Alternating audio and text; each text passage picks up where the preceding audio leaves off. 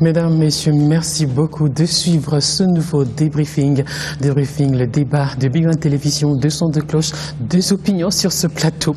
Aujourd'hui, contrairement à mes souhaits, un seul invité, Kisombeto Tsunami, ne viendra pas. Il est l'un des communicateurs de la majorité présidentielle. Jusqu'à 1h de cette émission, il nous assurera qu'il viendra, on ne sait pas pourquoi.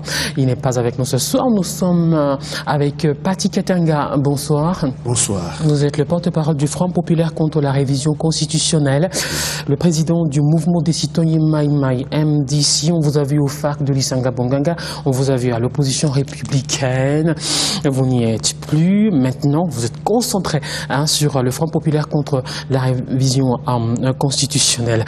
Première question, est-ce que les concertations nationales sont toujours à l'ordre du jour?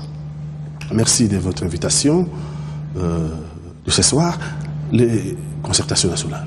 Est-ce qu'elle est toujours à l'ordre du jour? Non. Je pense que les concertations nationales, de par l'attitude du pouvoir, donc par celui qui a même convoqué les concertations nationales, en violant lui-même les recommandations issues des concertations nationales, a sonné les glas des concertations nationales. Donc les concertations nationales, bien que en ce qui concerne les travaux, ont été une réussite, mais sur la praticabilité, il y a échec patent. Donc on ne peut plus parler de concertations nationales puisque dans l'application des recommandations, il y a échec patent, du fait de celui qui a convoqué les concertations, c'est-à-dire le président Kabila. Quelle note sur une échelle de 1 à 10? Il n'y a même pas 0,5. Il y a un début d'application des recommandations? Non, j'aimerais savoir laquelle qui a été, sur laquelle on a débuté, on a commencé... L'amnistie. Non, l'amnistie a été appliquée d'une manière scélérate. Beaucoup de prisonniers d'opinion et de prisonniers politiques sont croupissent encore en prison. Faut-il rappeler ici Diomi Nongala n'est pas libre? Faut-il rappeler ici les professeurs Monekoube n'est pas libre? Faut-il rappeler ici Willy Michik, toujours en prison? Beaucoup de non-militants qui avaient été arrêtés en 2011, pendant les élections de 2011, croupissent encore en prison. On a fait une amnistie sélective. On a sélectionné, et on ne sait pas pourquoi, les gens qui ont été au M23. C'est eux qui ont été les plus grands bénéficiaires de cette amnistie. Ce n'était pas la demande, ce n'était pas notre demande de concertation nationale. Il y a également la nomination des membres de la Cour constitutionnelle. Ah, la nomination des membres de la Cour constitutionnelle, ça fait couler l'encre, parce que la Cour constitutionnelle est un mort-né, comme la Cour suprême de justice. La Cour constitutionnelle va suivre le même chemin. Regardez le... D'abord, il faut... On n'en est même pas encore là, on n'en est pas encore à la mise, à l'entrée officielle, de ces membres. Non, mais attendez, regardez la configuration, regardez le pédigré, regardez le background des gens qu'on a envoyés à la Cour constitutionnelle. Ils sont tous issus, alors presque tous issus de la majorité. Qu'est-ce qu'on peut y attendre? Qu'est-ce qu'on envoie Périclès, l'ancien ministre de la Justice, qu'est-ce qu'il va faire là-bas? Pourquoi on envoie le professeur Baniakou, PPRD? C'est truffé de la majorité pour faire un travail de façon à pérenniser le président Kabila au pouvoir. Cette Cour suprême, cette Cour constitutionnelle n'est pas à l'image de ce que le pays pouvait attendre. Une Cour au-dessus de toute la mêlée. Donc je promets que cette Cour sera contestée. Deuxièmement, aucune femme. On parle de la parité. C'est le président Kabila qui a parlé de la parité à la fin des concertations nationales. Mais regardez, aucune femme. Ce n'est pas acceptable. À cette question, il est tort qu'on a nommé une représentante spéciale du chef de l'État en matière de lutte contre les violences sexuelles, Janine Mabunda. Ah oui, mais la lutte contre les violences sexuelles de Janine Mabunda. À l'opposition, il n'y a personne. Si vraiment on veut la cohésion nationale. À l'opposition, il n'y a vraiment personne. Alors parlons de cette cohésion nationale. Le gouvernement justement de cohésion nationale, encore d'actualité? Non, ce gouvernement n'est plus d'actualité. Du fait toujours de celui qui a lui-même fait cette promesse. Encore, comme d'habitude, une promesse de plus, et puis ça y est. Non, ce gouvernement, l'opposition, il faut le dire, l'opposition qui avait été aux concertations nationales n'a jamais été demandeur. Nous n'avons jamais demandé à constituer un gouvernement de cohésion nationale. C'est le président de la République, lui et lui seul, qui est venu au Congrès, 2 chambres réunies, qui a fait cette promesse. Ça fait plus d'1 année, comme d'habitude, il est toujours égal à lui-même. il ne réalise jamais ses promesses. Beaucoup d'entre vous ont envoyé des CV et des demandes. Attendez, lorsque lui dit qu'il manière mettrait, officieuse. je ne sais pas, lorsque lui dit qu'il mettrait un gouvernement de cohésion nationale qui comprendrait, ça c'est le président Kabila, qui comprendrait l'opposition, la majorité et la société civile, de fait de cette promesse, il est normal que ceux de l'opposition qui ont voulu à l'époque faire partie du gouvernement ont envoyé leur CV, mais à leur grande dame, hein, les CV ont fini à la poubelle. Le M23 a été vaincu, hein. Du coup, l'argument cohésion nationale tombe à l'eau. Écoutez, l'auteur de la convocation des concertations nationales qui avait pour vocation de rétablir la cohésion nationale, c'est à lui qu'il faut poser cette question. Bon, le M23 a été vaincu, le M23 n'a pas été vaincu par les FARDC seuls. Les FARDC ont bénéficié de l'appui de la brigade internationale et de la MONUSCO. Bon, c'est une bonne chose. On a bouté hors de notre pays les gens que notre pays n'avait jamais invités, des gens qui avaient commis des massacres. Ça, c'est très bien. Ça, c'est une chose sur le plan militaire. Mais sur le plan interne, là, on se regarde en chien de faïence depuis 2011, depuis les élections 2011, on peut même remonter plus loin, depuis 2006. La cohésion nationale n'est pas là. Lorsque l'opposition parle, ben, la majorité s'oppose. Lorsque la majorité parle, l'opposition fait une opposition, mais une opposition farouche. Il n'y a rien. Nous ne regardons jamais dans la même direction. Nous n'avons pas les mêmes repères. Il y a problème. Une société divisée alors complètement en deux. Il faut faire que cette société puisse être cimentée. C'est ce qu'a été la vocation de la convocation des concertations nationales. Mais malheureusement, c'est un échec, tout simplement. Pourquoi? Parce que celui qui l'a convoqué n'a pas mis en œuvre les recommandations issues des concertations nationales, dont la première recommandation, qui disait qu'il faut respecter strictement la Constitution, notamment dans ses articles verrouillés. Qu'est-ce que nous voyons? Il cherche à déverrouiller l'article 220. Conséquence, il n'y a plus de cohésion puisqu'ils ont marché sur il n'y a plus de concertation nationale puisqu'ils ont marché sur les recommandations. Donc, la cohésion nationale, basta, il n'y en a pas. Le débat est plutôt dominé par la révision constitutionnelle. Oui, parce que c'est un problème grave. Le président Kabila, en 2016, il aura atteint 15 ans de pouvoir. 15 ans. J'ai des questions à lui poser en lui regardant dans les yeux. Dites-nous, monsieur le président, qu'est-ce que vous pourriez faire de plus que vous n'avez pu faire en 15 ans? Quel est le projet que vous êtes encore porteur, que vous n'avez pu mettre en œuvre en 15 ans? Depuis 15 ans, on parle à l'est de notre pays de la guerre. Depuis 15 ans, vous avez été, monsieur le président, incapable de mettre fin à la guerre à l'est. Regardez, Béni, il n'y a pas longtemps. Regardez, en Ituri, on a encore assassiné honteusement nos compatriotes. Je pense qu'il est temps. Je pense qu'il est temps, vous êtes une personne humaine, vous n'êtes pas immortel, vous n'êtes pas le Congo, mais vous êtes le président de la République pendant un moment. Il y a 70 millions de Congolais. Nous avons vocation à construire une démocratie.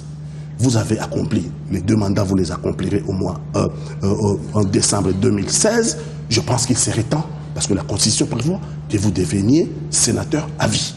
Je ne vois pas au nom de quoi nous allons prendre les risques de tout chambouler. Ce qu'on a construit difficilement depuis Sun City, mettre fin à la guerre, réunifier le Congo, et puis difficilement amorcer le décollage économique dont quelques prémices sont visibles. Nous ne sommes pas dupes. Alors prendre les risques de mettre tout cela en branle, en brèche, parce que tout simplement, on veut sauver le siège d'une personne, c'est inacceptable.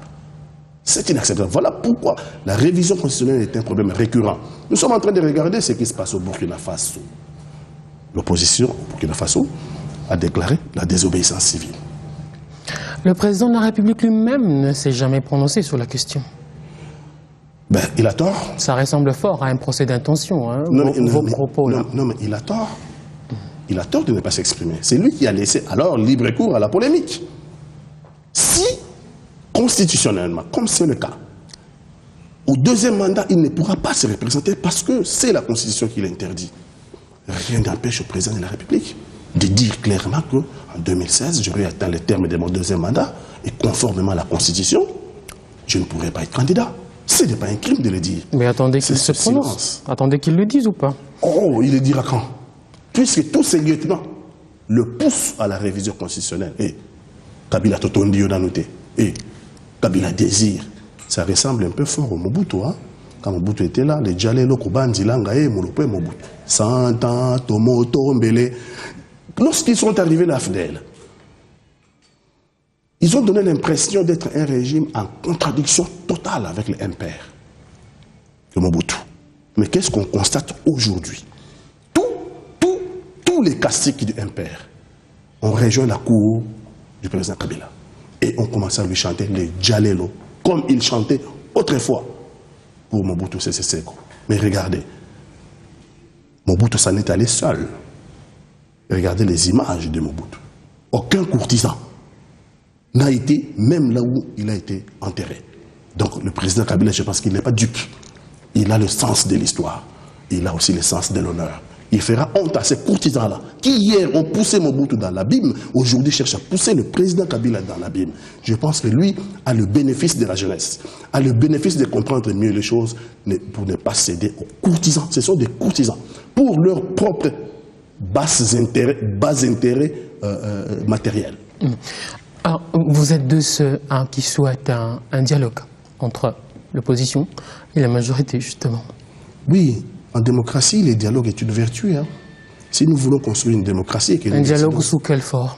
Mais écoutez, sous quelle forme?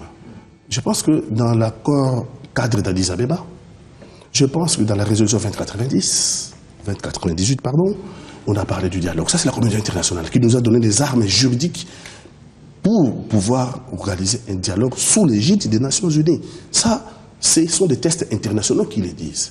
Donc, puisque les concertations nationales ont échoué, et une partie de l'opposition n'était pas venue aux concertations nationales, je pense qu'il est temps qu'on se mette autour d'une table conformément au dialogue prescrit par l'accord cadre et la résolution 2098.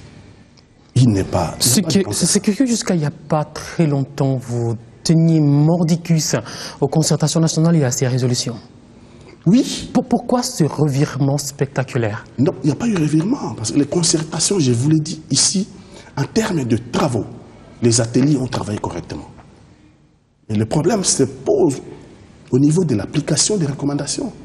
Puisqu'on ne peut pas appliquer les recommandations, eh bien, conséquence, les concertations nationales sont mortes. Est-ce qu'aujourd'hui, vous n'êtes pas plutôt dépité par le fait que vous êtes sûr, et certains, on vous l'a dit, que vous ne seriez plus au gouvernement? Non, notre problème, notre combat, ce n'est pas dans le gouvernement.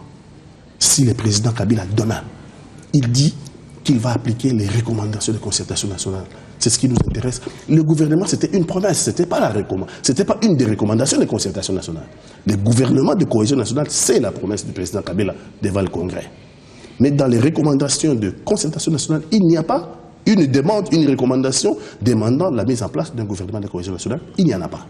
Donc pour nous, c'est plutôt les recommandations de concertation nationale. Si le président Kabila, par hypothèse, demain, il prend la parole devant témoin, devant la nation, et il dit qu'il respectera la Constitution, notamment dans son article verrouillé, l'article 220. Donc il ne se présentera pas en 2016. Il faut que le PPRD ou son camp, la majorité présidentielle, se prépare à trouver un candidat de substitution. Mais on n'aura plus besoin d'avoir un dialogue. On n'aura plus besoin de dire que les concertations nationales ont échoué. Non. Une des recommandations les plus importantes, c'est celle-là. Mais puisqu'il marche sur les recommandations... Justement, on dirait que tout tourne autour de l'individu Kabila. Non, tout ne tourne pas autour de l'individu Kabila. Tout tourne autour des principes. Autour des principes. Nous devons devenir un pays qui respecte ses propres tests. Ce n'est pas acceptable que le président Kabila ait exercé son pouvoir dans le cadre de cette constitution. Et à la fin de son mandat, à la fin de son second mandat, il dit non, cette constitution ne me va pas. Il faut me donner un autre. Il y en a qui disent révision, il y en a qui disent changement de constitution. Nous sommes perdus. Finalement, est-ce que c'est révision, c'est changement de constitution? Dans tous les cas, en réalité, ce qu'il vise, c'est pérenniser le président Kabila au pouvoir, c'est-à-dire faire du président Kabila un président à vie. Non, nous avons vocation à construire la démocratie. Il n'y a pas que le président Kabila qui peut diriger ce pays, il y a 70 millions de Congolais.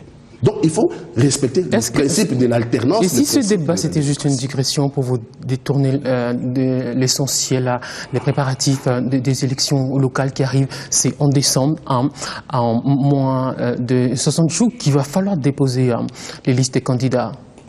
Visiblement, personne n'est encore prêt. Il y a toujours des problèmes. Malouma le pose problème, mais on ne nous écoute pas.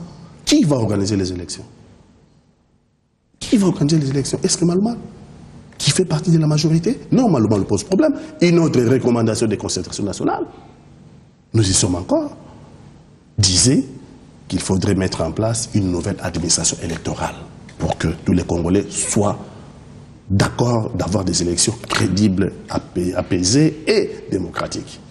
Il faut tout simplement appliquer cette recommandation. Vous avez des représentants au bureau et à la plénière de la commission électorale? Ceux qui les avaient envoyés là-bas, je pense qu'ils ont déjà fait une déclaration. Ils les ont demandé de quitter. On leur a demandé de quitter. Personne n'est parti. On connaît le Congo, hein. On connaît le Congo. C'est pour des intérêts bassement... c'est pour des intérêts personnels. Mais si une composante vous avez envoyé... Ce sont nos troisièmes élections. Il y a tous les coups. Personne n'est jamais d'accord à l'opposition, ou presque, avec le président de la commission électorale. Oui. Qui qu'il soit. Oui, c'est la troisième élection. Justement, nous allons vers la troisième élection où il y aura toujours problème d'élection. C'est quoi ce pays-là qui ne sait pas organiser de bonnes élections? C'est quoi ce pays? Moi, j'ai honte de ce pays-là, qui est incapable d'organiser des élections crédibles. C'est un problème en tant que Congolais. Donc, il faut avoir à la tête... Les élections sont une chose trop importante parce qu'à cause des élections, notre pays peut imploser. Ce pays peut imploser à cause du problème. Ne faut-il pas justement un peu plus de temps à la commission électorale ou à la nouvelle administration que vous souhaitez tant pour ne pas avoir des élections bâclées? Peut-être. Que vous redoutez? Peut-être, mais mettons-nous d'abord d'accord. Mettons-nous d'abord d'accord autour d'une table pour dire les élections, c'est une affaire congolaise, c'est une affaire de tous les Congolais, de tous les Congolaises. Il y a des préalables immenses, comme le recensement. Oui, mais nous devons nous mettre d'accord. La mise à jour du fichier. Oui. Des listes crédibles et fiables. Oui. Tout ça, ça prendra beaucoup de temps. L'audit du fichier électoral. La création d'une carte d'identité infalsifiable. Le contrôle des étrangers. Il y a beaucoup de choses pour arriver aux élections crédibles. Mais regardez, tout ce que nous venons d'épingler ici comme préalable... Tout ça, ça va prendre beaucoup de temps. Le président Kabila pouvait... Nul ne peut se prévaloir de ses propres turpitudes. C'est le président Kabila qui est au pouvoir depuis 2001. En réalité, dans la pratique, il est à son 3e mandat. Mais constitutionnellement, il est à son 2e mandat. Il pouvait faire les recensements. Qui lui a interdit de faire? Puisque c'est la prérogative d'un gouvernement. C'est lui qui est là depuis 15 ans. Il ne l'a pas fait. Nous devons avoir des élections crédibles. Il faut remplir tous les préalables. Mais personne ne peut se les décréter unilatéralement. Dire que non, moi, je commence à faire les recensements. Je nomme Lumano. Je nomme Geneviève Inagozi. Et je nomme l'ambassadeur. Non. Non. C'est l'affaire de tous. Nous devons nous mettre d'accord. Quelles sont les tâches à remplir? Quelles sont les personnes attitrées pour et dans combien de temps? Et nous devons avoir à l'esprit que nous devons toujours respecter notre constitution. C'est-à-dire, le président Kabila aura atteint le terme de son second mandat au mois de décembre 2016. Il ne peut pas y avoir glissement. En 2016, le président Kabila ne plus a terminé son mandat. Il n'est plus président de la République. Ça, on n'en parlera plus. Il ne sera plus président de la République au lendemain du 19 décembre. Même s'il faut des élections bâclées. Non, on ne demande pas des élections bâclées, mais nul ne peut se prévaloir de ses propres turpitudes. S'il n'est pas candidat, s'il ne change pas la Constitution, s'il n'est pas là pour amener une révision intempestive de la Constitution, on va aller aux élections. Même les recensements. Est-ce que pour des élections crédibles, fiables, avec comme préalable des listes non contestées, vous serez prêt à accepter un ajournement du calendrier électoral? Oh, ajournement. Pour quelle raison? Pour les raisons que j'ai évoquées ici. Mais attendez, j'ai dit que nul ne peut se prévaloir de ses propres turpitudes, dit un principe des droits. S'ils sont incapables d'organiser des élections. On y va comme ça? Non. On y va avec les préalables. D'abord, le président Kabila ne peut pas être candidat parce qu'il aura atteint le terme de son second mandat. Ça, c'est la Constitution. On en a déjà parlé. Est-ce que ça, c'est un problème? On en a déjà parlé. Okay. On a évoqué la question. Bon. Donc, s'il n'est pas candidat en respectant la Constitution, s'il faut maintenant faire un recensement soit des électeurs, ou un recensement général de la population congolaise. Il faut faire les deux. Il faut paramétrer tout cela. Il faut le faire très vite. Il y a des spécialistes qui disent on peut le faire en une année, s'il y a la volonté, s'il y a les moyens. On peut le faire en une année. Pour ne pas avoir à violer encore une fois la Constitution. Parce que la Constitution doit être respectée. En 2016, le président Kabila aura atteint le terme de son second mandat. Donc le problème, il est là. Pourquoi veut-on nous emmener à un glissement? Mais nous allons avoir ce glissement-là, c'est-à-dire la prolongation du mandat du président de la République sur quelle base juridique? Quels sont les tests, quel est le soubassement sur lesquels le président Kabila aura fondé sa légitimité pour prolonger, pour continuer son mandat? Quel est le soubassement? Nous sommes une république bananière? Non, nous avons des tests à respecter. Et les tests à respecter disent qu'au second mandat qui sera atteint, en décembre 2016, le président Kabila ne pourra plus se représenter. Il faudra avoir de nouvelles élections avant décembre 2016. Ça, c'est la Constitution. Nous, une fois de plus, il serait bien que nous ayons aussi la culture des tests. Sinon, nous sommes quel peuple? La République de Gondwana, oui? À moins qu'il partage son pouvoir. Oh, à moins qu'il partage. Non, qu'on se le dise. On est entre nous. On est entre nous. À moins qu'il partage son pouvoir. On ne lui demande pas. On lui demande de respecter la Constitution. C'est ça la demande de l'opposition. C'est ça la demande de la communauté internationale. C'est ça la demande de la société civile. On lui demande, c'est ça la demande d'une partie de la majorité présidentielle. C'est MSR, c'est les gouverneurs de Katanga, c'est Skodé, c'est Francis Kalombo, qui ont pris le courage de dire clairement au président de la République que tenter de réviser l'article 220 serait un coup d'État constitutionnel. On va parler de toute autre chose maintenant. La cimenterie de Kisangani qui est restée une vue de l'esprit, des postes de pierre symboliques, l'interpellation du ministre de l'Industrie qui est menacé par une motion de défiance. Le projet est-il viable ou c'est un autre éléphant blanc? Je pense que nous sommes là devant un autre éléphant blanc. C'est ça le problème du Congo, l'impunité. Les choses ont disparu, les matériaux ont disparu. Il n'y a pas de coupable. Et ça, on veut nous amener à un autre mandat. Ça ne fait pas sérieux. Il nous faut un coupable, il faut quelqu'un qui réponde de ces actes-là devant la justice. C'est ça, un pays fonctionne comme ça. Sinon, c'est les règnes de l'impunité. On a investi, on a sorti l'argent public et les choses ont disparu. Bah écoutez, moi, je suis désolé, mais la justice doit faire son travail. Ça, vraiment, même le président Kabila, je pense qu'il peut être d'accord avec moi. Ce n'est pas acceptable. Dans un pays où on a un taux de chômage qui frôle les 90%, et où l'État investit, il sort de moyens investis, on aurait embauché, mais enfin, des individus préfèrent se les mettre dans la poche, et puis il n'y a aucun coupable désigné. Le ministre qui a été interpellé dit que ce n'est pas lui, ça s'est passé avec son prédécesseur. Mais il y a le principe de la continuité de l'État. Lui, en arrivant, devait savoir qu'est-ce qui s'est passé. Voilà pourquoi il est interpellé. Il nous dira clairement qu'est-ce qui s'est passé devant le Parlement. Et puis, la justice fera son travail. Il y a aussi la SNEL qui bat de l'aile, ces infidélités, les infidélités tout au moins du courant électrique n'épargnent aucun quartier dans la capitale Kinshasa. Le reste du pays est tout aussi désespéré des services de la SNEL. Le secteur de l'énergie est libéralisé. La solution viendra peut-être du privé? Est-ce que la solution viendrait peut-être du privé? C'est un problème sérieux. La SNEL a un problème sérieux. Vétusté des matériels. Problème de transport d'énergie. Parce qu'il faut produire. À la production, il y a des problèmes. Il y a des turbines qui sont déjà tombées en panne depuis longtemps. Pour réviser une turbine et la mettre en œuvre, il faut à peu près aux alentours de 20 millions de dollars. La révision d'une turbine. On doit en avoir 16-17 turbines, dont une dizaine est en panne. Il faut 20 millions de dollars pour réviser une turbine. À la production, donc ça pose problème. Au transport, le transport, les villes de Congo ont grandi, les agglomérations ont grandi.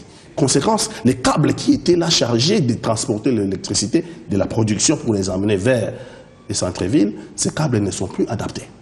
Parce que tout simplement, la demande a dépassé l'offre. Il faut changer les problèmes de transport d'énergie. Les problèmes du dispatching. Quand l'électricité arrive, il faut les dispatcher. Vous avez remarqué quand vous passez dans les rues de Kinshasa, il y a les enfants qui sont électrocutés. Comme aujourd'hui, comme il a plu, beaucoup de parents, et je pense qu'ils ont raison, ont laissé leurs enfants à la maison parce qu'on prendrait les risques de les envoyer à l'école, on risque de se faire électrocuter. Il y a problème de remplacement. Il y a problème de dettes. La SNEL croule sous des dettes. L'État lui donne de l'argent, les privés lui doivent de l'argent. il y a problème de mauvaise gestion de la SNEL. Mauvaise gestion. C'est quoi le remède? C'est quoi le remède? Il faut d'abord changer la politique de la gestion de l'énergie de notre pays, parce que notre pays a besoin de l'énergie pour se développer. S'il n'y a pas d'énergie, vous n'aurez pas des industries, vous n'aurez pas des villes qui vont se développer, nous n'aurons pas des hôpitaux qui auront des prématurés qu'on peut mettre dans, comment on appelle ça encore, les couveuses. Donc ça créera des problèmes sérieux. Donc l'énergie est une nécessité pour la République démocratique du Congo, pour le développement de la République. Maintenant, il y a problème. Il y a problème sérieux de moyens. On a trouvé qu'il fallait les privatiser. On a privatisé, enfin, nous sommes dans l'ouverture des capitales. Il faut libéraliser les transports, la production, le transport, le dispatching, on va libéraliser. Mais nous n'avons pas encore vraiment réellement... Bon, les Congolais n'ont pas de pouvoir d'achat non plus. Si les problèmes de la libéralisation, si on libéralise, il faudrait que le Congolais se mette. Et malheureusement, vous allez remarquer, même si vous êtes délesté pendant un mois, la facture vient toujours. Ça, c'est un dysfonctionnement. Okay. Il faut beaucoup de moyens. Il faut beaucoup de moyens à la disposition de la SNEL et changer le mode de gestion de la SNEL pour que l'électricité ne soit plus un luxe pour tous les Congolais, mais ce soit un service réel qui est rendu aux Congolais. C'est curieux, vous n'avez tiré sur personne? Oh, comment tirer sur personne? Vous avez des amis à la SNEL ou quoi? Non. Non, c'était juste une parenthèse. Je n'ai pas des amis à la SNEL, mais j'ai épinglé la mauvaise gestion. Parce que le problème, il faut être honnête. Le problème, ce n'est pas seulement les hommes. Le problème de la SNEL, c'est un problème qui date de très longtemps. Il faut être honnête. L'opposition responsable, c'est celle qui dit la vérité, que nous avons un problème de production, nous avons un problème de dispatching, nous avons un problème de transport d'électricité. C'est un problème sérieux. Okay, on termine par les sports. Dimanche, Vita a fait plaisir à tout le monde. Non, Vita n'a pas fait plaisir à tout le monde. Moi, je suis fait bien, je ne suis pas content. Parce que nous sommes en finale. Là. La finale, c'est en 2 phases. Aller et retour. Il est toujours mieux que lorsque vous jouez... Ça aurait pu être pire. Oh, ça aurait pu être pire, mais ce qu'il faut épingler ici, c'est le comportement du gouvernement Matata. Wow, oui, V-Club a évolué. Qu'est-ce qu'ils ont fait? V-Club a évolué sans qu'on ait vu le gouvernement Matata intervenir. V-Club a son président, V-Club a son public, V-Club a évolué, vaille que vaille, jusqu'à arriver à la finale. Qu'est-ce qui se passe au stade? C'est un club privé? Qu'est-ce qui se passe au stade le jour du match? C'est la guerre entre M. Minakou et M. Matata. Ah, dites-moi. Un problème de protocole, là. Lorsqu'ils descendent pour aller saluer les joueurs, c'est M. Minakou qui se précipite le premier à aller saluer les joueurs. Il y a un problème sérieux de protocole. Les sports font partie de la politique gouvernementale. Les chefs du gouvernement, c'est le Premier ministre Matata. Le Premier ministre Matata est au stade. Le président de l'Assemblée nationale prend la préséance de le précéder pour aller saluer les... Non, on a lu la guerre qu'il y a au PPRD. Entre les deux personnalités du PPRD. Mais il ne faut pas qu'ils nous amènent leur guerre au stade où les Congolais viennent pour le sport. Conséquence, Dieu a peut-être puni les Congolais au match aller. Au retour, ils ne seront pas là. Je pense que V-Club est capable d'aller battre cette équipe-là dans leur pays, en Algérie. Là, V-Club ne sera pas sous la pression d'un Premier ministre qui est là, d'un président de l'Assemblée nationale qui est là, d'un gouverneur de la ville qui est là, alors que V-Club, depuis que cette équipe a évolué de la préliminaire jusqu'à la phase finale, ces gens-là n'ont pas intervenu. Ils n'ont pas soutenu V-Club. Maintenant, ils veulent faire de la récupération. Qu'est-ce qu'on allait dire si V-Club avait gagné ici? Ah, révolution de la modernité. Ah, le chef de l'État. Mais maintenant que V-Club a eu des problèmes, est-ce que c'est le chef de l'État? Pourquoi vous ne le dites pas? V-Club a eu des problèmes parce qu'il a fait match nul ici. C'est un résultat défavorable pour V-Club. Défavorable. Mais il y a encore 90 minutes. L'équipe peut se ressaisir au match retour pour pouvoir battre cette équipe-là. Mais aujourd'hui, V-Club est en déséquilibre. V-Club est en ballottage défavorable. Bah alors, je n'ai entendu personne dire que le résultat de V-Club, c'est la révolution de la modernité. C'est le président Kabila. Si V-Club avait battu 3-0, 2-0, cette équipe-là, vous auriez entendu. Tous ces classiques-là que vous avez vu défiler à la télévision, au stade. C'est grâce au président de la République. On voit son spectre. On voit son spectre partout. Même si ça ne le concerne pas, c'est toujours le président de la République. C'est des procès d'intention, ça. Non, ce n'est pas des procès d'intention, c'est un comportement qu'il faut condamner.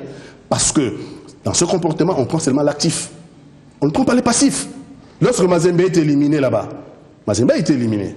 On n'a pas entendu que c'était le chef de l'État. Hein? Si Mazembe avait gagné on aurait dit que c'est la révolution de la modernité. C'est le président de la République, c'est le chef de l'État. C'est inacceptable. C'est ridicule ce comportement. Une conclusion en une seconde.